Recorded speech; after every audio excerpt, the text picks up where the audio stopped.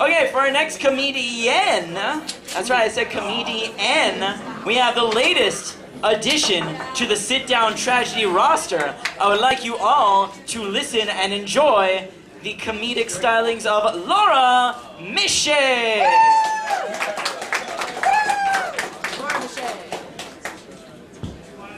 Fact, I am the only girl, so... Mic closer. Mic closer. Hello. Okay, I'm pretty stupid. Anyway, my name is Laura Michet. I am the only girl in sit-down tragedy. And, yeah, people always tell me, oh, Michet, that's such a lovely last name. It sounds so beautiful in French. Well, it's not actually French. It was invented by my great-grandfather while he was trying to sneak into the country. He was originally from Croatia, and he left that country because somebody in his family killed someone. And he sailed around the world as a cabin boy on a clipper ship, and then escaped into French Canada. And then during World War I, he tried to sneak into the country, and of course it's unpopular to be from Austria-Hungary during World War I, so he pretended to be French.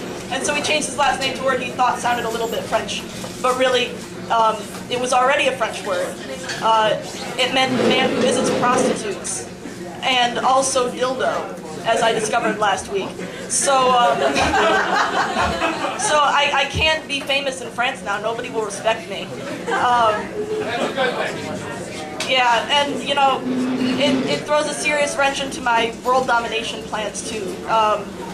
You know, Stalin also changed his name before he decided to take over large swaths of the globe, and probably because he discovered his first name meant something like prophylactics or something, and he realized that nobody would take him seriously.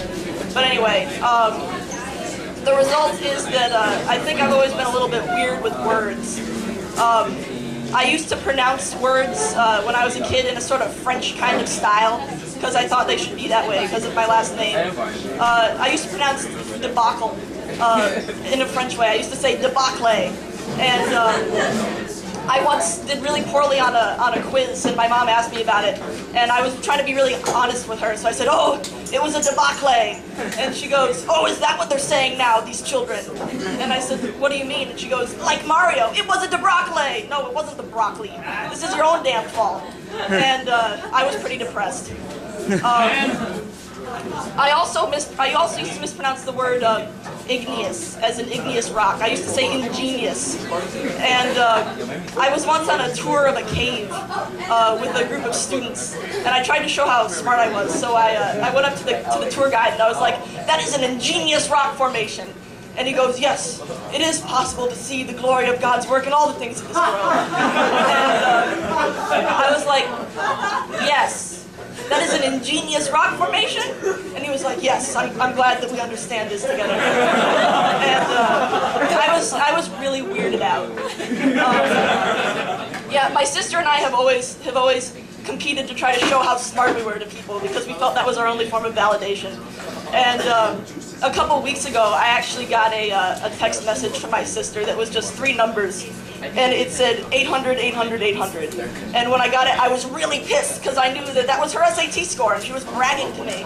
And so I was really angry and I called her up and I said, Erin, listen, you know, you can't just send me your 3 numbers like this. I don't need a bald numerical statement of your brilliance. You know, if you're gonna brag like this to someone, you have to temper it with something really horrible about yourself so we feel equal.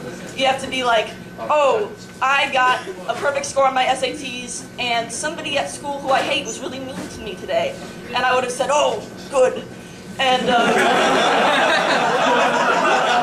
it would have been vague, and we would have been fine. But no, she insisted on communicating to me in this way. So I told her all these things, and she was really pissed at me.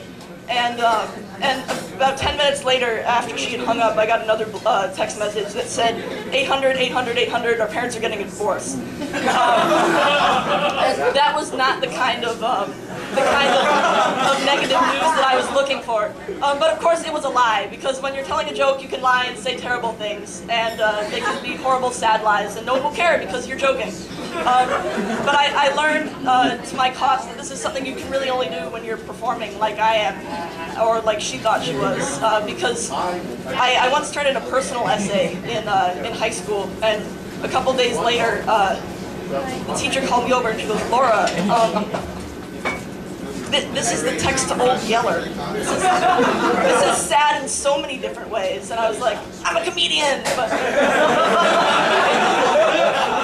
it didn't work out. Anyway, yeah, I was a pretty annoying and bitchy kind of little kid. And I have proof now that most kids are indeed this way.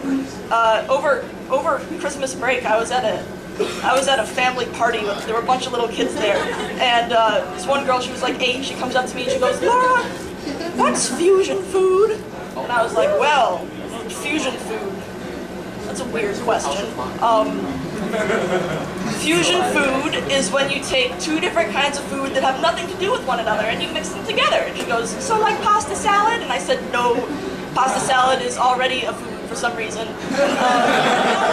No, this is more like pasta pizza or salad tacos." And she goes, "Okay, so what's Asian fusion?" And I said, "Oh, gosh, shit. Asian fusion food. Okay, I'm gonna answer an easier question. When a man and a woman love each other very much." Anyway, yeah, that didn't go over so well with her family. And another person who won't go over so well with your family. Oh wait, you're gonna introduce this person. Yeah, there you go. All right, give it up for Laura.